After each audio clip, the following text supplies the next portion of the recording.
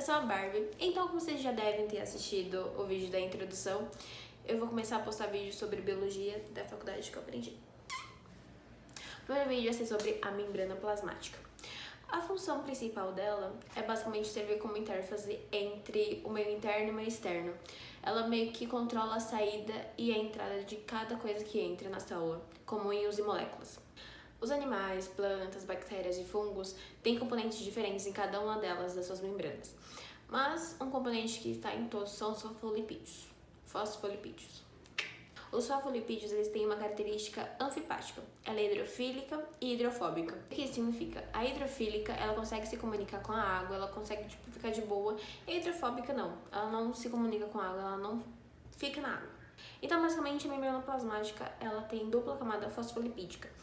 A parte de cima, que é hidrofílica, ela fica para o meio interno e meio externo, e a parte hidrofóbica fica no meio. A membrana plasmática ela tem um modelo mosaico fluido. O que isso significa? Que ela não é só feita de fosfolipídios, ela tem outras moléculas que fazem inúmeras funções.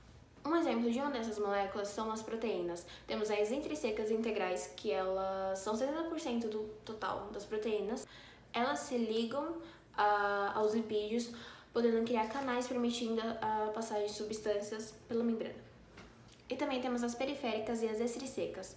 Elas são 30% das proteínas que são na membrana. Diferente das integrais, elas não se ligam aos lipídios. Elas se associam pela superfície por interações eletrostáticas e ligações de hidrogênio. Continuando falando sobre as moléculas da membrana, o glicocálice ou glicocálix, ela é uma camada intimamente ligada à membrana. E ela é formada de glicolipídios e glicoproteínas e outras moléculas secretadas e aderidas à superfície da célula. Agora, a função do glicocálice. Tem função de proteção química e mecânica, reconhecimento celular, que é muito importante para a formação de tecidos. Nas bactérias, o glicocálice se chama cápsula e ele está associado à proteção, evitando a fagocitose. E ele também protege a célula contra a dessecação e perda de nutrientes. Agora falando sobre os mecanismos de transporte, é dividido em duas partes. Os passivos, que eles não têm gasto de energia, e os ativos, que eles têm gasto de energia. Os compostos hidrofóbicos, eles atravessam muito bem a membrana.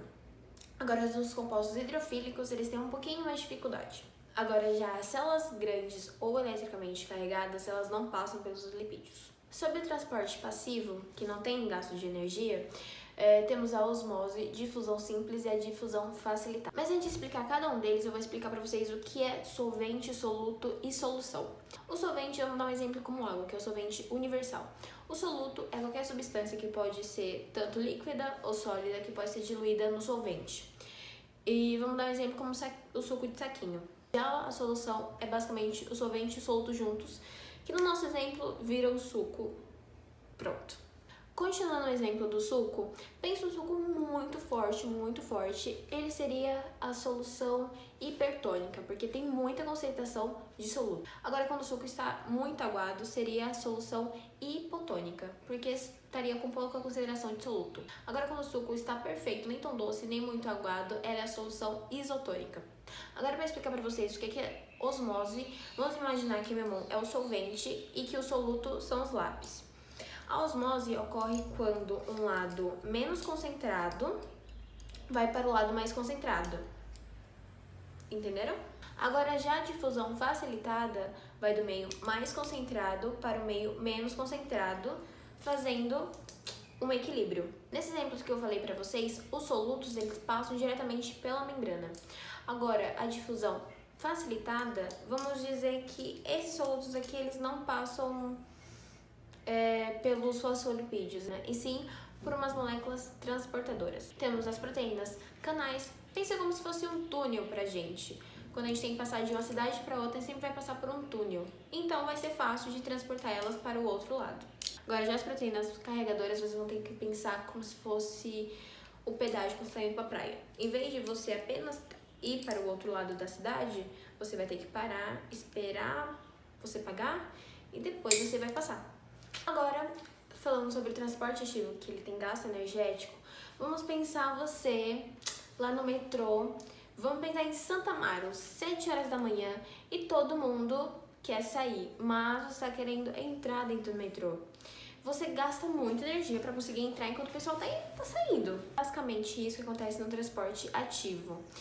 As moléculas, enquanto algumas estiverem entrando, outras vão querer sair. Então, ela vai estar contra o gradiente e tendo muito esforço para conseguir sair ou entrar da célula.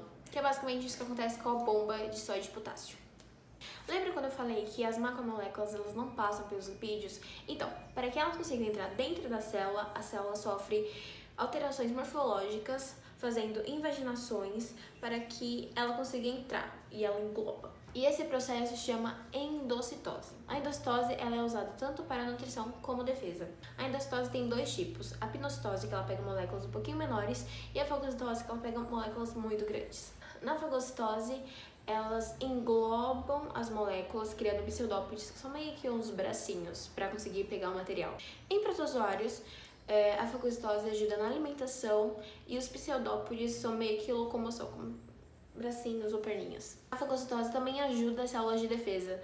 Quando entra um organismo invasor no nosso corpo, ela engloba o organismo e causa fagocitose, no caso, a morte dela. Então, a fagocitose ocorre basicamente, tá aqui o organismo e tá aqui a célula, ocorre os pseudópodes, ela engloba e leva até o citoplasma, tendo digestão desse material. A pinocitose, diferente da fagocitose, em vez de ela criar bracinhos, é chamado de invaginações, que são pequenas vesículas. Aí o material entra nessas vesículas, depois engloba e vai levando até o citoplasma até ser digerido. Em alguns casos, essas vesículas são usadas como transporte, levando o material até o outro lado da célula. Dois tipos de pinocitose. A não seletiva, que o que entra nessa vesícula, ela vai entrar no meio celular. E a seletiva, que ela escolhe as macromoléculas que estão no meio extracelular. Então, basicamente, uma escolhe e a outra não escolhe o que entra. Agora, sobre as especializações.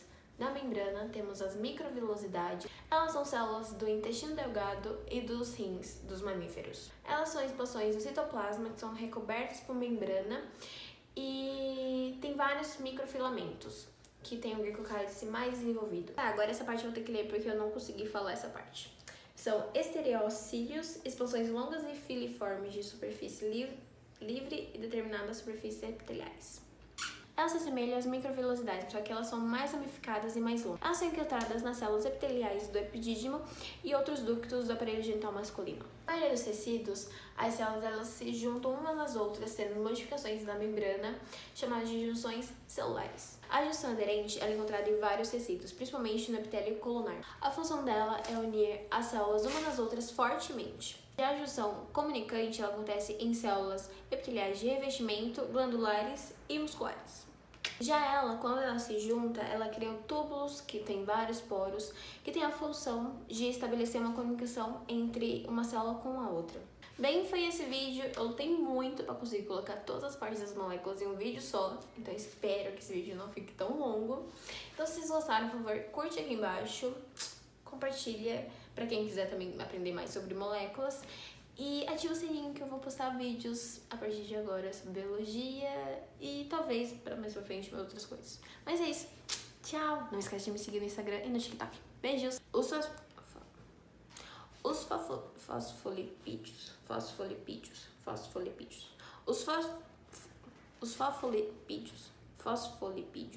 Os fosfolipídios